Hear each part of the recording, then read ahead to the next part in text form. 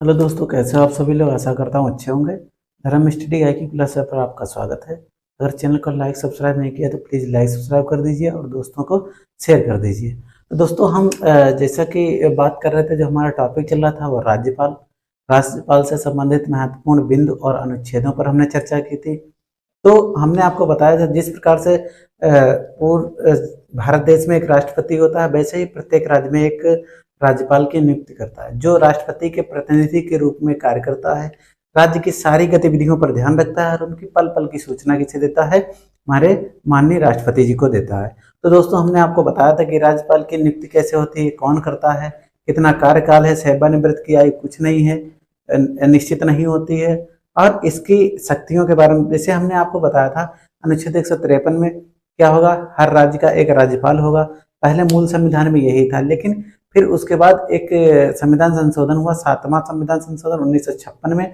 तो उसमें कहा गया कि एक राज्यपाल एक से अधिक राज्यों का राज्यपाल नियुक्त हो सकता है। लेकिन अगर जैसे अगर उत्तराखंड का राज्यपाल है, उसे उत्तर प्रदेश का चार्जभार दिया जाएगा या कार्यभार दिया जाएगा, तो क्या किया जाएगा कि वो पूरा 5 साल के लिए ही कार्यभार निर्धारित करेगा, ठीक है, अपना कार्यकाल पूर्ण करेगा। तो ये हमने बताया था 153 में। फिर 155 में हमने बताई थी उसकी जो शर्तें थी।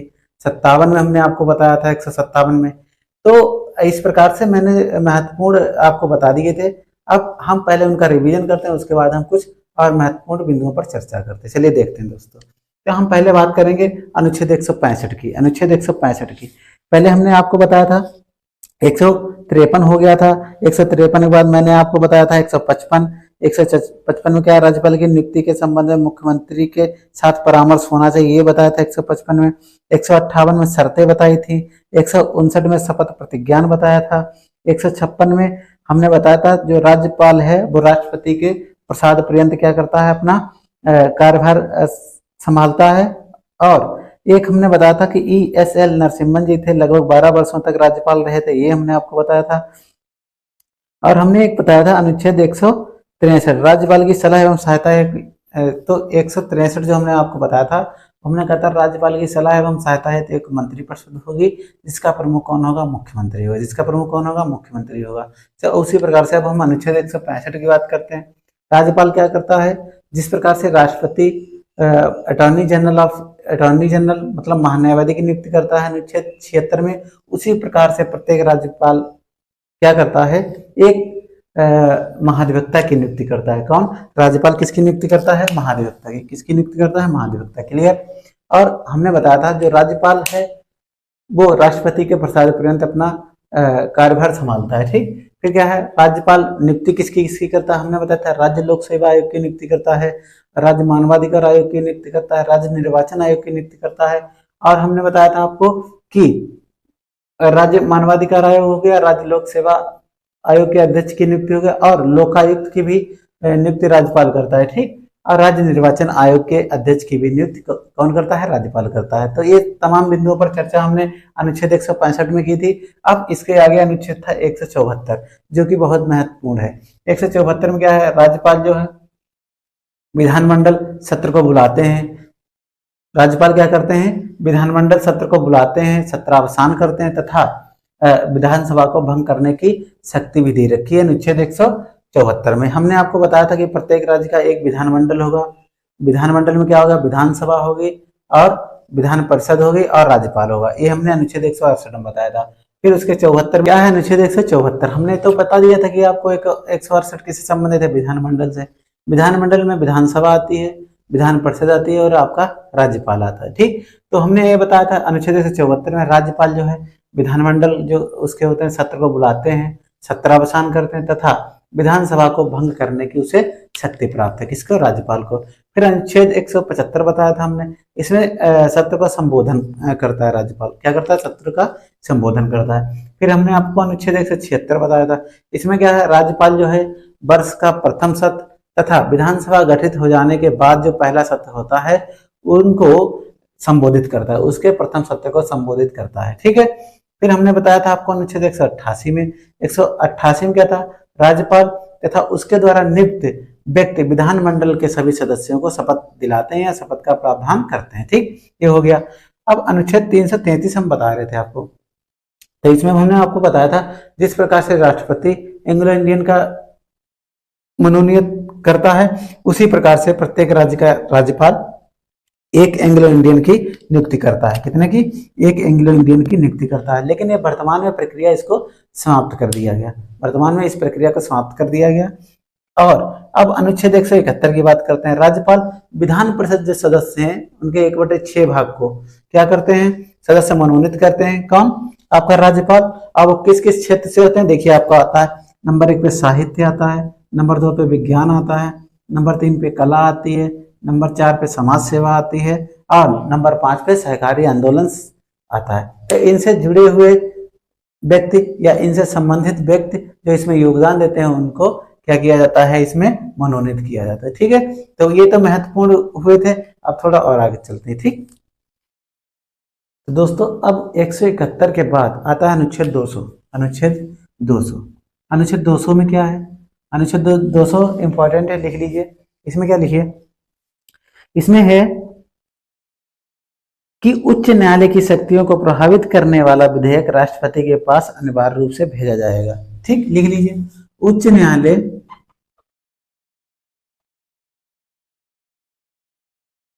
न्यायालय की शक्तियों को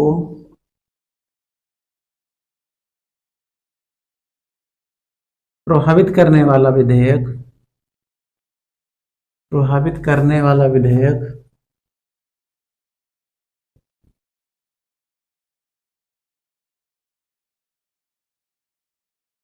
करने वाला विधेयक राष्ट्रपति के पास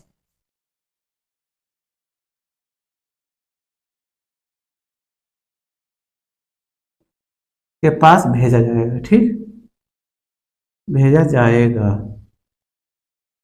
ठीक, क्या है अनुच्छेद 200 में?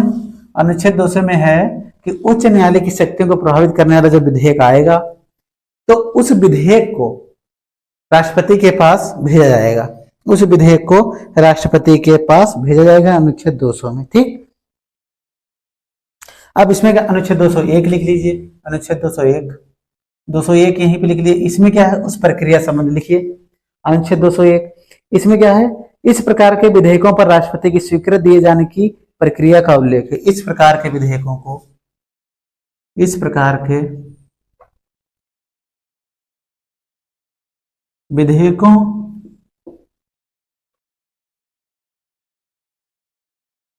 की स्वीकृति की प्रक्रिया दे रखी है। स्वीकृति प्रक्रिया, ठीक है। क्या है? इस प्रकार के जो विधेयक आते हैं जो राष्ट्रपति के पास जाते हैं उनकी स्वीकृति देने की प्रक्रिया किसमें? अनुच्छेद 201 में है।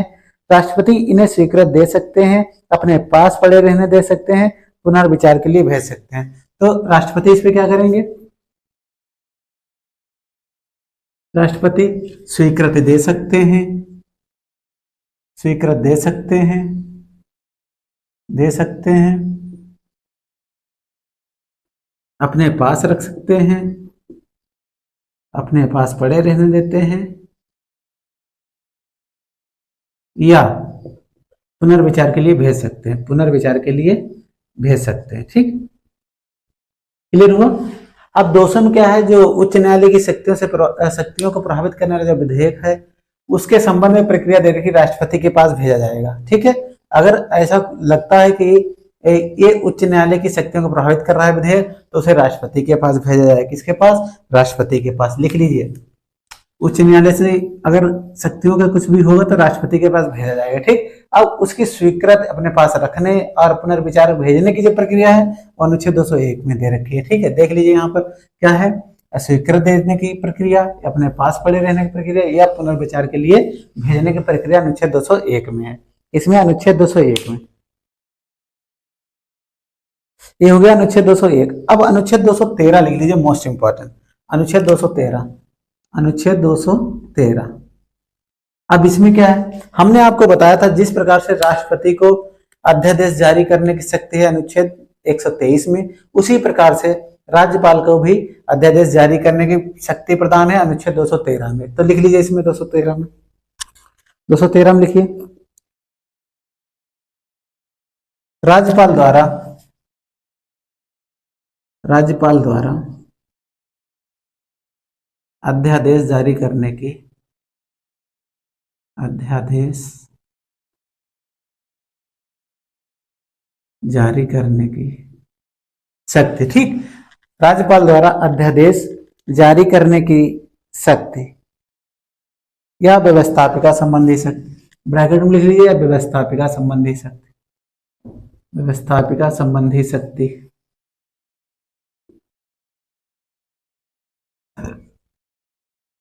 ठीक, क्या है, राज्यपाल को यह शक्ति प्रदान है कि वो अध्यादेश जारी करेगा, या और वो अध्यादेश किससे, व्यवस्थापिका से संबंधित होगा। ठीक, अब कब ये करता है, राज्य विधानमंडल के सत्र में नहीं होने पर। ठीक है, ये इंपॉर्टेंट है, राज्य विधानमंडल के, लिख लीजिए, ये इंपॉर्टेंट है।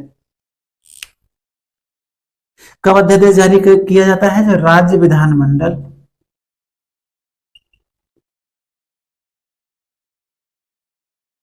सत्र में ना हो, सत्र में ना हो,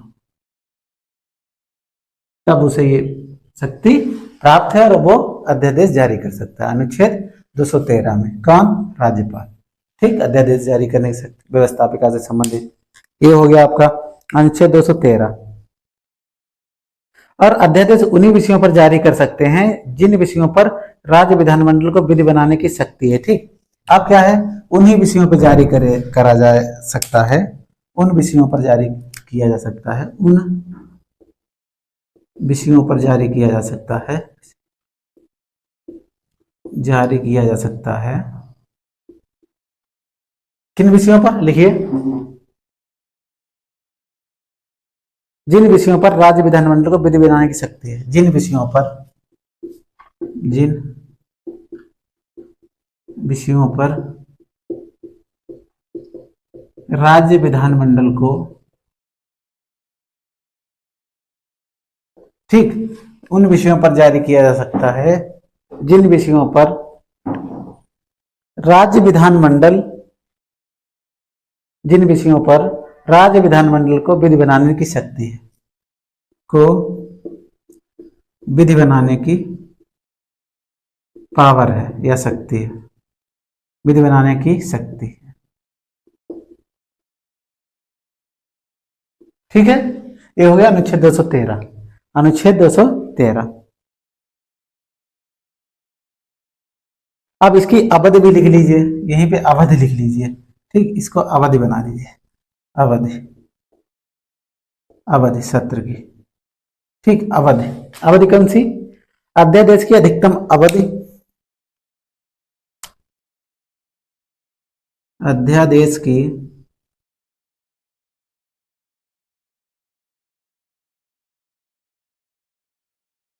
अधिकतम अवधि, लिखिए, अध्यादेश की अधिकतम अवधि, ये पूछा जा चुका है क्वेश्चन। ठीक, अध्यादेश की अधिकतम अवधि विधानमंडल के अगले सत्र के प्रारंभ होने से, विधानमंडल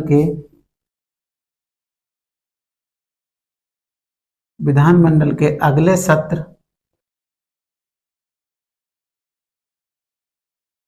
के प्रारंभ होने से, अगले सत्र के प्रारंभ होने से अगले 6 सप्ताह, अगले 6 सप्ताह, अगले 6 सप्ताह। ठीक, क्या है, अध्यादेश जारी करने की अवधि जो है वो विधानमंडल के अगले सत्र के प्रारंभ होने से अगले 6 सप्ताह होती है, अगले 6 सप्ताह होती है। ठीक, क्लियर। अब इसमें क्या है, तो अध्यादेश जारी करता है 213 में, व्यवस्थापिका संबंधी उसे शक्ति प्रदान है, राज्य विधानमंडल जब सत्र में ना हो तब अध्यादेश जारी कर सकता है। अब उन विषयों पर जारी करेगा जिन विषयों पर विधानमंडल को विधि बनाने की शक्ति प्राप्त है, जिन विषयों पर विधानमंडल को विधि बनाने की शक्ति प्राप्त। क्लियर, ये हो गया। अब इसकी अवधि क्या है, अध्यादेश की अवधि क्या है, अध्यादेश की अवधि, अधिकतम अवधि, अधिकतम की बात कर रहा हूं, अध्यादेश की अधिकतम अवधि विधानमंडल के अगले सत्र के प्रारंभ होने से अगले 6 सप्ताह होती है, अगले 6 सप्ताह होती है, अगले 6 सप्ताह होती है। क्लियर? ये तो हो गया अनुच्छेद 213 से संबंधित। अब अनुच्छेद 191 लिख लीजिए। अनुच्छेद 191, इसमें क्या है? अनुच्छेद 191 में है सदस्यता समाप्त करने के संबंध में। लिखिए, जिनके आधार पर विधानमंडल के सदस्यों की सदस्यता उन प्रावधानों का उल्लेख है। किनके? ऐसे लिखो, उन प्रावधानों का उल्लेख है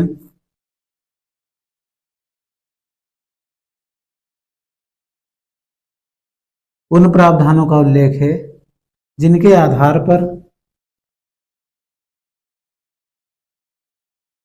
जिनके आधार पर जिनके आधार पर ठीक है, जिनके आधार पर विधानमंडल के सदस्यों की सदस्यता समाप्त की जाती है। आधार पर विधानमंडल के सदस्यों की सदस्यता समाप्त की जाती है। ये 191 अनुच्छेद में है। ठीक है, उन प्रावधानों का उल्लेख है। कौन से प्रावधान? जिन प्रावधानों के राज्य विधानमंडल के जो सदस्य होते हैं उनकी सदस्यता किन आधारों पर समाप्त की जा सकती है। ये लिखा, विधानमंडल के राज्यों की सदस्यता समाप्त करने की शक्ति। ठीक, अनुच्छेद 191।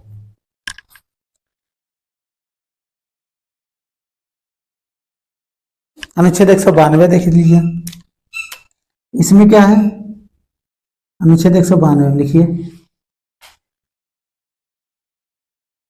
दल बदल को छोड़कर दल बदल को छोड़कर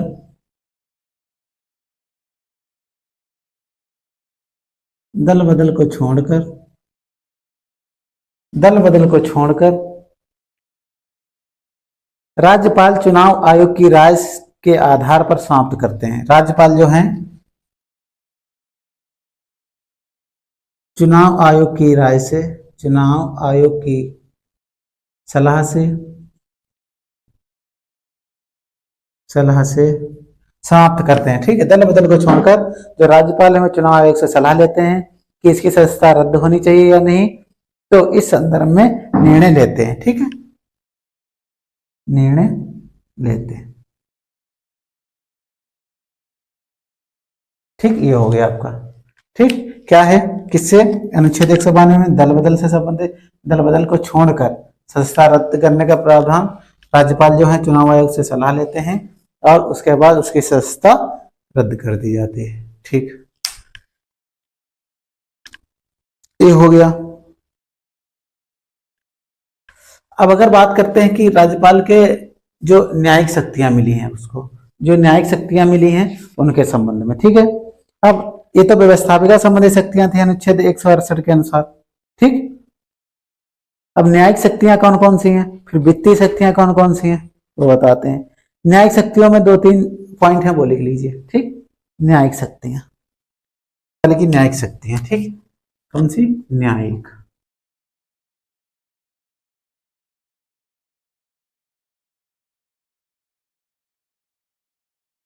ठीक, राज्यपाल की न्यायिक शक्तियां। ठीक, राज्यपाल की न्यायिक शक्तियां, इसमें 2-3 पॉइंट हैं, उन पर चर्चा करते हैं। पहले तो अनुच्छेद 217 लिख लीजिए। अनुच्छेद 217, अनुच्छेद 217, इसमें क्या है? जो न्यायिक शक्तियों में राज्यपाल को जो न्यायिक शक्तियां प्राप्त है, उसमें अनुच्छेद 217 में क्या है? उच्च न्यायालय के जो न्यायाधीश होते हैं, हाई कोर्ट के जो न्यायाधीश होते हैं, हाई कोर्ट के न्यायाधीश। ठीक, अनुच्छेद 217 में क्या है? हाई कोर्ट के जो न्यायाधीश होते हैं उनकी नियुक्ति के संदर्भ में राष्ट्रपति संबंधित राज्य के राज्यपाल से परामर्श लेते हैं। ठीक है, न्यायाधीशों की नियुक्ति के संबंध में, नियुक्ति के संबंध में राष्ट्रपति राज्य के राज्यपाल से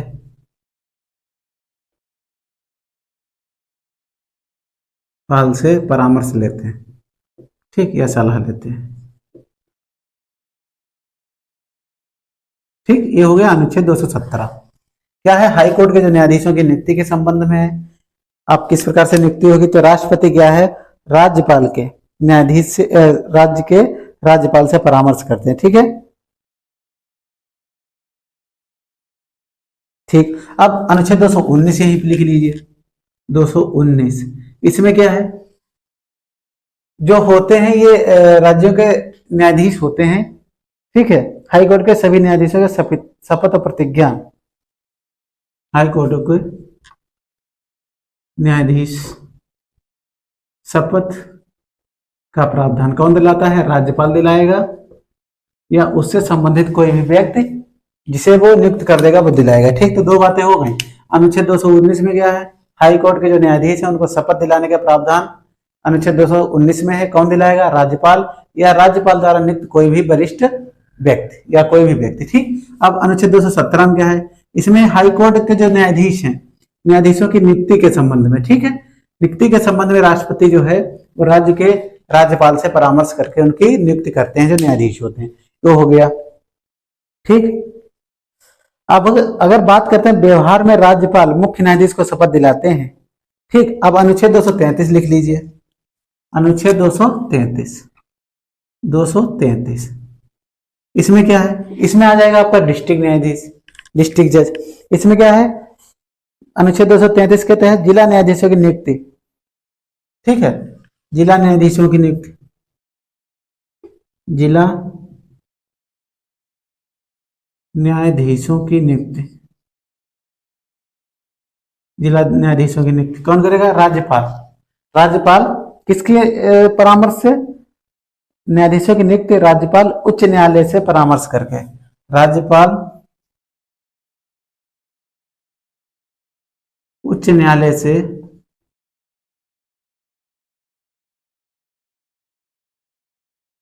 परामर्श करके, ठीक, ठीक। तो जो जिला न्यायाधीश होते हैं, जो डिस्ट्रिक्ट जज होते हैं, उनके न्यायाधीशों की नियुक्ति किससे होती है, राज्यपाल क्या करते हैं, उच्च न्यायालय से सलाह लेते हैं और उसकी नियुक्ति करते हैं, उसकी नियुक्ति करते हैं। ठीक, ये हो गया क्लियर। कोई अगर डाउट हो तो पूछ लीजिए, कोई डाउट हो तो पूछ लीजिए, कुछ समझ में ना आ रहा हो तो। अनुच्छेद 219 हो गया, 217 हो गया, 233 हो गया, 233 हो गया।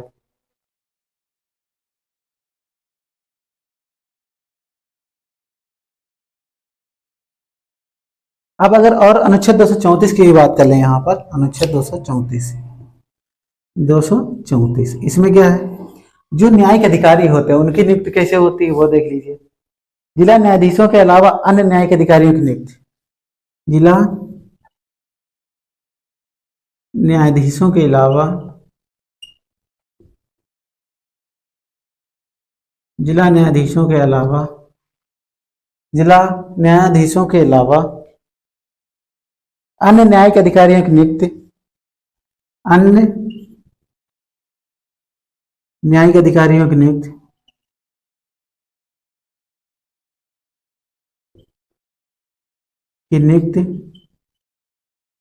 ठीक, जिला न्यायाधीशों के अलावा अन्य न्यायिक अधिकारियों की नियुक्ति राज्यपाल द्वारा उच्च न्यायालय तथा राज्य लोक सेवा आयोग के परामर्श से की जाएगी। ठीक, राज्यपाल द्वारा लिखिए, राज्यपाल द्वारा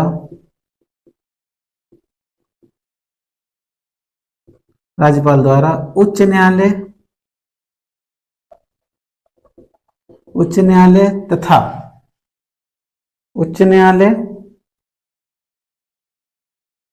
राज्य लोक सेवा आयोग के राज्य लोक सेवा आयोग के परामर्श से की जाती है। ठीक, तो अनुच्छेद 234 क्लियर हुआ कि जिला न्यायाधीशों के अलावा अन्य न्यायिक अधिकारियों की नियुक्ति जो है राज्यपाल क्या करता है, उच्च न्यायालय के परामर्श से तथा राज्य लोक सेवा आयोग के परामर्श से करता है। ठीक, ये हो गया अनुच्छेद 234। अनुच्छेद 234 ये तो हो गया। अनुच्छेद 233 हो गया, 34 हो गया।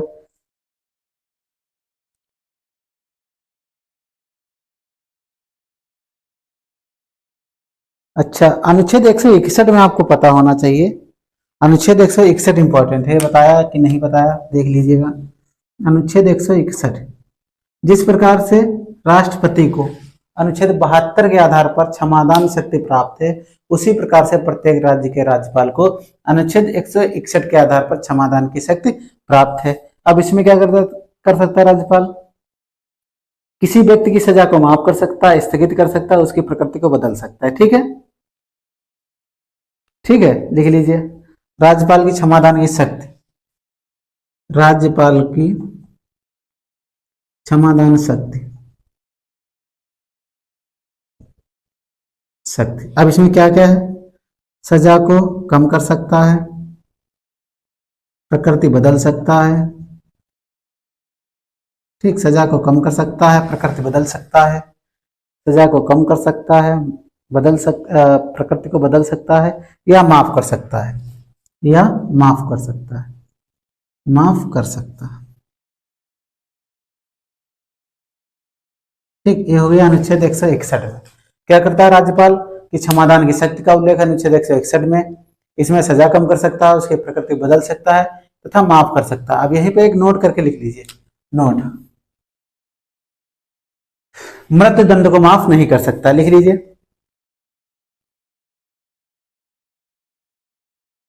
अनुच्छेद 72 के अनुसार, यहां लिख लिया अनुच्छेद 72 के अनुसार, अनुच्छेद 72 के अनुसार, 72 के अनुसार क्या कर सकता है? मृत्युदंड को माफ नहीं कर सकते हैं, मृत्यु दंड को माफ नहीं कर सकते, माफ नहीं कर सकते। ठीक, उसे स्थगित कर सकते हैं राज्यपाल, यहां पर राज्यपाल लिख लीजिए। उसे स्थगित कर सकते हैं, स्थगित कर सकते हैं। ठीक, क्लियर हुआ? क्या है? अनुच्छेद 72 के अनुसार राज्यपाल जो है मृत्युदंड को माफ नहीं कर सकते हैं, लेकिन उसे स्थगित कर सकते हैं। ठीक, माफ तो नहीं कर सकता है, माफ तो सिर्फ राष्ट्रपति करेगा, लेकिन मृत्युदंड को स्थगित कर सकता है कुछ समय के लिए। ये हो गया आपका। अब नोट में लिखिए अनुच्छेद 361, यहीं पे अनुच्छेद 361 डाल लीजिए। अभी जैसे 161 था ऐसे लिखे 361। इसमें राज्यों के संबंध जो संवैधानिक पद हैं, जैसे राष्ट्रपति, राज्यपाल एवं राज प्रमुख, इन तीनों पदों के लिए संरक्षण का उल्लेख है। अनुच्छेद 361 में राष्ट्रपति, राज्यपाल, राष्ट्रपति राज्यपाल तथा राष्ट्रपति राज्यपाल तथा राज प्रमुख, राज प्रमुख, ठीक, राष्ट्रपति, राज्यपाल एवं राज प्रमुख, इन तीनों पदों के लिए, इन तीनों पदों के लिए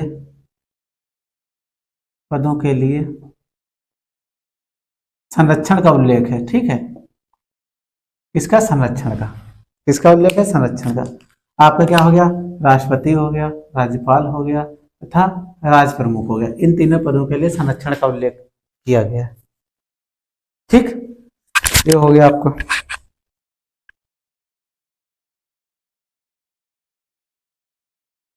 अब यहीं पे हेडिंग डाले वित्तीय शक्तियां। ठीक है, न्यायिक शक्तियां हो गई, अब यहाँ पे वित्तीय शक्तियां इतने कंप्लीट करते हैं। वित्तीय शक्तियां, वित्तीय शक्तियों से संबंधित 2-3 अनुच्छेद हैं, वो लिख लीजिए। वित्तीय शक्तियां कौन सी होती हैं? अनुच्छेद 200 तो आपको बता ही चुके हैं। अनुच्छेद 200 में क्या था? यह जैसे राज्य का धन विधेयक राज्यपाल की स्वीकृति के पश्चात विधानसभा में रखा जाएगा। ठीक है, पहली शक्ति यही है कि अगर धन विधेयक रखा जाएगा, धन विधेयक राज्यपाल की अनुमति के बाद ही, राज्य का धन विधेयक राज्यपाल की स्वीकृति के बाद, राज्यपाल की स्वीकृति के बाद रखा जाएगा। स्वीकृति के बाद सदन में रखा जाए, स्वीकृति के बाद विधानसभा में रखा जाएगा।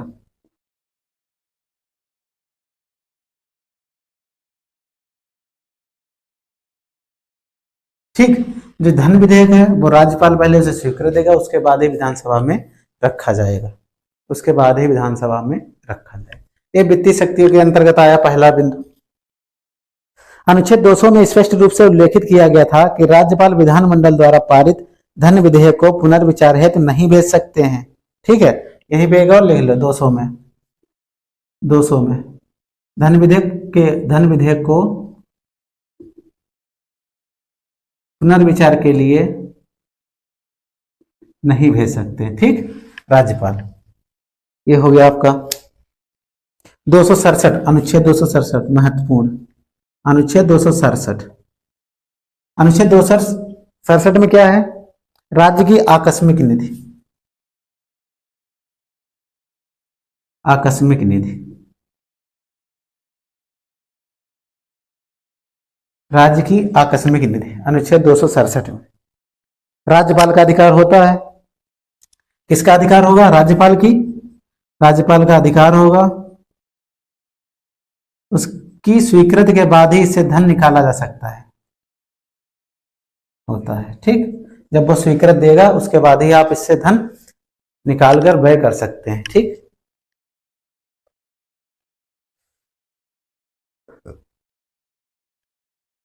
अब अगला देखिए अनुच्छेद 243 आई तथा 243 वाई। अनुच्छेद 243 आई तथा 243 वाई। ठीक, इसमें क्या है? राज्य वित्त आयोग का उल्लेख किया गया है 5 वर्ष के लिए। राज्य वित्त आयोग का उल्लेख, राज्य आयोग का उल्लेख राज्यपाल 5 वर्ष के लिए नियुक्ति करेगा, 5 वर्ष के लिए। ठीक, क्या है? 243 आई 243 वाई में राज्य वित्त आयोग का उल्लेख है, प्रत्येक 5 वर्ष में राज्यपाल इसका गठन करते हैं। ठीक, ये हो गया।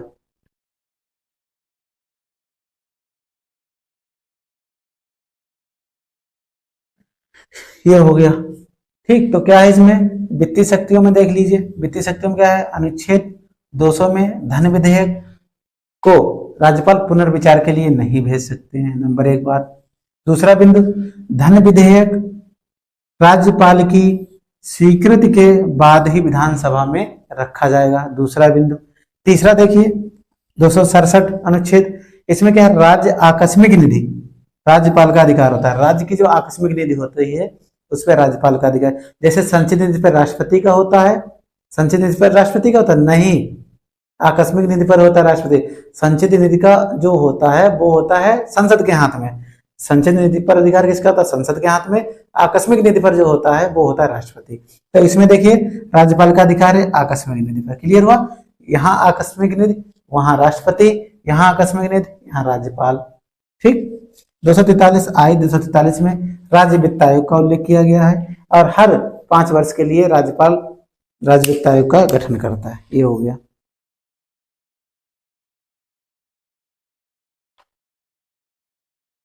तो इसमें कोई डाउट तो नहीं है? अगर कोई डाउट हो पूछ लीजिएगा। ठीक है, तो आज के लिए इतना ही रखते हैं, मिलते हैं आपको अगले वीडियो में। जब तक के लिए जय हिंद, जय भारत।